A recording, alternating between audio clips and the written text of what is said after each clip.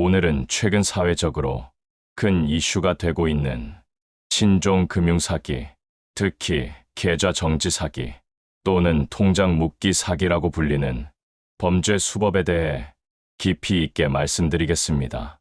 최근 금융당국 통계에 따르면 보이스피싱을 포함한 금융사기 피해 규모가 해마다 증가하고 있다고 합니다.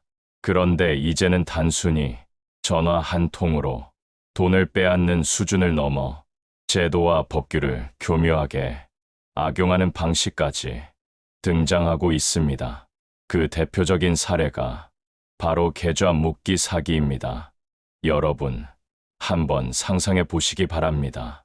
어느 날 갑자기 평소처럼 잘 쓰던 통장이 이유도 모른 채 막혀버린다면 어떤 일이 벌어질까요?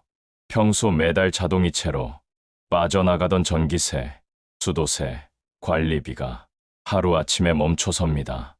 신용카드 대금도 결제되지 않아 연체 이자가 붙기 시작합니다. 자녀에게 보내야 할 등록금도 보낼 수 없고 약속된 날에 대출을 갚지 못해 신용등급이 떨어집니다. 그 순간부터 단순히 은행 계좌 하나의 문제가 아니라 가정 전체의 생활이 송두리째 흔들리게 됩니다. 특히 고정적인 수입이 필요한 중장년층이나 은퇴 세대에게는 그 충격이 훨씬 더 크게 다가옵니다. 실제로 얼마 전 50대 주부 김지영 씨에게 이런 일이 벌어졌습니다.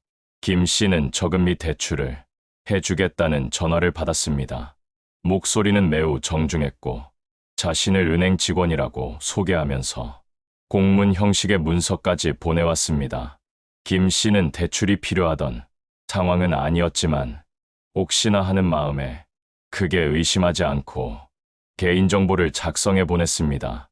며칠 뒤 갑자기 본인의 계좌에 1,000만 원이 입금되었고 곧바로 은행에서 계좌 정지 안내 문자를 받았습니다. 김 씨는 처음엔 은행 시스템의 착오라고 생각했습니다. 하지만 곧 상황이 심각하다는 것을 알게 되었습니다. 생활비를 꺼내 쓸 수 없게 되었고 이미 카드 결제일은 다가오고 있었습니다. 결국 카드 값을 내지 못해 연체가 발생했고 월세를 제때 내지 못해 집주인으로부터 독초까지 받게 되었습니다. 김지영 씨는 자신이 어떤 범죄에도 연루된 적이 없었는데 왜 이런 일이 일어나는지 이해할 수 없었습니다. 그런데 더 충격적인 건 이 시점에서 사기범이 다시 전화를 해왔다는 사실입니다. 그들은 계좌를 풀려면 입금자의 동의가 필요하다며 돈을 추가로 보내라고 협박했습니다. 이미 계좌가 막혀 답답하고 불안한 김 씨의 심리를 교묘하게 파고든 것입니다. 이처럼 계좌 묶기 사기는 보이스피싱 피해자를 보호하기 위해 마련된 제도를 정반대로 악용하는 수법입니다. 원래는 피해자가 신고하면 범죄에 연루된 계좌를 막아 2차 피해를 막기 위한 제도입니다. 하지만 사기범들은 이 틈을 노려 무고한 사람의 계좌까지 연루되게 만들고 거래 정지 상태에서 협박과 갈취를 이어가는 것입니다. 더 큰 문제는 이 과정에서 무고한 계좌 주인이 스스로 결백을 증명해야 한다는 것입니다. 단순히 은행에 가서 나는 보이스피싱과 아무 상관이 없다고 말한다고 풀리는 것이 아닙니다.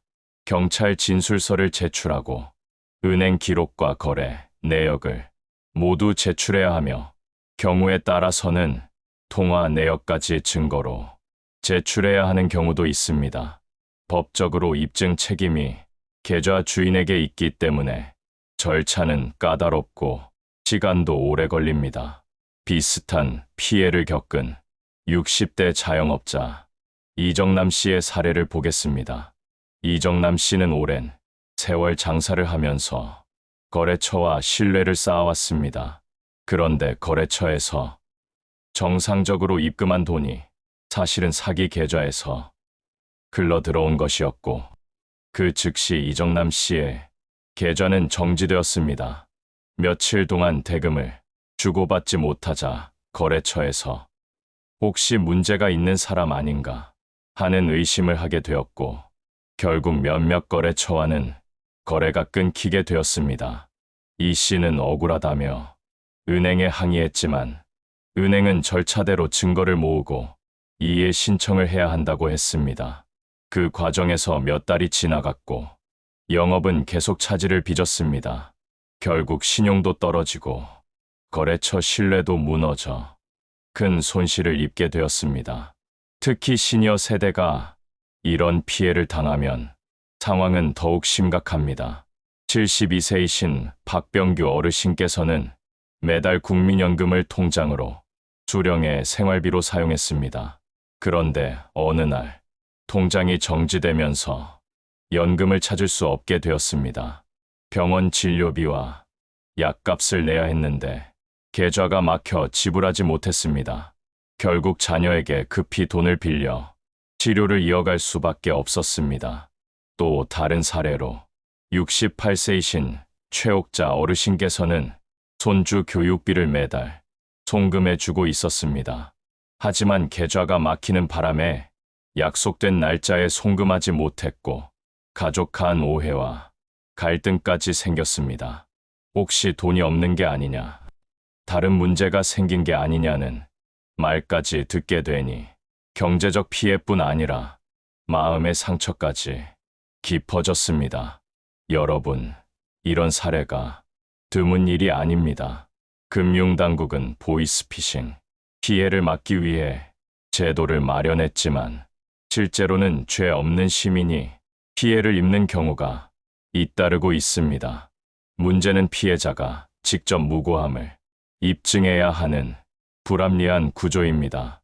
특히 나이가 많거나 제도에 익숙하지 않은 시니어분들에게는 이러한 절차가 더욱 큰 벽으로 다가옵니다. 사기범들의 수법은 여기서 끝나지 않습니다. 중고거래를 악용한 3자 사기도 있습니다. 경기도 평택에 사는 45세 강철호 씨는 아파트 잔금을 마련하기 위해 금 15돈을 중고거래 앱에 내놓았습니다. 구매자가 나타나 거래는 성사되었지만 며칠 뒤 은행에서 금융사기 연루 통보를 받았고 계좌는 정지되었습니다. 그는 청약 대출을 앞두고 분양권을 날릴 위기에 처했습니다. 사기범이 판매자와 구매자 모두를 속여 돈과 물건을 동시에 빼앗는 방식이었습니다. 또 다른 수법은 원격 제어 앱을 통한 협박입니다. 25세 서정희 씨는 검사를 사칭한 전화를 받았습니다. 사기범은 그녀의 계좌가 범죄에 연루되었다며 곧바로 구속될 수 있다고 협박했습니다. 겁에 질린 여성은 모텔로 들어가 하루 종일 나오지 못했습니다. 사기범은 원격 제어 앱 설치를 지시했고 은행 계좌와 개인 정보를 모두 탈취하려 했습니다. 경찰이 출동했지만 피해자는 오히려 진짜 경찰을 의심하며 사기범의 말을 더 신뢰했습니다. 결국 1시간 넘게 설득한 끝에 겨우 속았다는 사실을 깨달았습니다. 최근에는 고수익 부업을 빙자한 사기도 기승을 부리고 있습니다. 집에서 영상만 보면 돈을 준다, 좋아요를 누르면 수당을 지급한다는 말로 유혹합니다. 실제로 초반에는 소액을 지급해 신뢰를 쌓습니다. 그러나 점차 더 많은 돈을 벌 수 있다며 선납금을 요구합니다. 55세 한정호 씨의 경우 처음에는 5,000원, 10,000원을 벌며 안심했지만 결국 수천만 원을 잃었습니다. 이 과정에서 사기범들은 사람들의 욕망과 신뢰를 교묘하게 악용합니다. 여러분, 사기범들은 항상 우리의 방심을 노립니다. 하지만 몇 가지 기본적인 원칙만 지킨다면 피해를 예방할 수 있습니다. 첫째, 모르는 돈이 통장에 입금되면 즉시 은행과 금융당국에 신고해야 합니다. 괜히 기다리다가 계좌가 정지되면 피해는 더 커질 수 있습니다. 둘째, 공공기관은 절대로 원격 제어 앱 설치를 요구하지 않습니다. 누군가 휴대폰의 앱을 깔라고 지시한다면 무조건 사기라고 생각해야 합니다. 셋째, 고수익 보장이나 선납금 필요라는 말은 반드시 의심해야 합니다. 넷째, 협박 전화를 받으면 즉시 전화를 끊고 통화를 녹음해 증거를 확보해야 합니다. 이런 작은 습관 하나가 수백만 원, 수천만 원의 피해를 막아줄 수 있습니다. 이와 함께 제도적 개선도 반드시 필요합니다. 현재는 계좌 주인이 무고함을 스스로 입증해야 하는 구조라 억울한 피해자가 속출하고 있습니다. 금융당국은 입증 책임을 완화해야 하며 은행도 일관된 절차를 마련해 억울한 시민을 보호해야 합니다. 의료사고에서 환자가 의사의 잘못을 증명하기 어려운 것처럼 금융사기 피해자 역시 범죄와 무관함을 스스로 입증하기는 너무나 어렵습니다. 결국 이런 제도의 허점이 사기범들의 공격 수단으로 악용되고 있는 것입니다. 부산에 사는 65세이신 박미옥 어르신의 사례는 예방의 중요성을 잘 보여줍니다. 어르신께서는 보이스피싱 전화를 받고 현금을 인출하려 했습니다. 그러나 은행 창구 직원이 수상하다고 판단해 만류했고 덕분에 3천만 원의 피해를 막을 수 있었습니다. 작은 경계심과 주변의 도움으로 큰 돈을 지킬 수 있었던 것입니다. 광주에서도 비슷한 일이 있었습니다. 은행 창구에서 현금을 찾으려던 60대 여성을 경찰관이 끈질기게 설득해 수천만 원의 피해를 막아낼 수 있었습니다. 만약 그 경찰관이 없었다면 피해는 현실이 되었을 것입니다. 또 한 사례로 대전의 72세 정성모 어르신께서는 사기범의 전화를 받고 당신의 계좌가 범죄에 연루되었다는 말을 듣고 크게 놀랐습니다. 사기범은 곧바로 계좌를 동결할 것이니 안전한 곳으로 옮겨야 한다며 특정 계좌로 돈을 이체하라고 지시했습니다.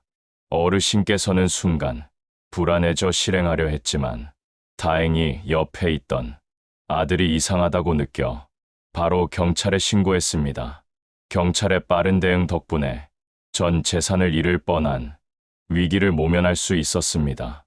이처럼 사례들을 보면 알 수 있듯이 예방은 결국 본인의 경계심과 주변 사람들의 관심에서 시작됩니다.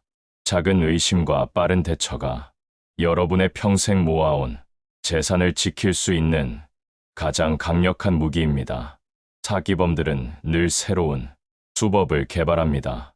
하지만 우리가 함께 정보를 공유하고 대비한다면 그들의 술수는 힘을 잃습니다. 작은 의심이 큰 재산을 지킵니다. 여러분이 이 영상을 끝까지 보셨다는 것만으로도 절반은 이미 예방하신 것입니다. 앞으로 주변 분들과 이 정보를 나누시기 바랍니다.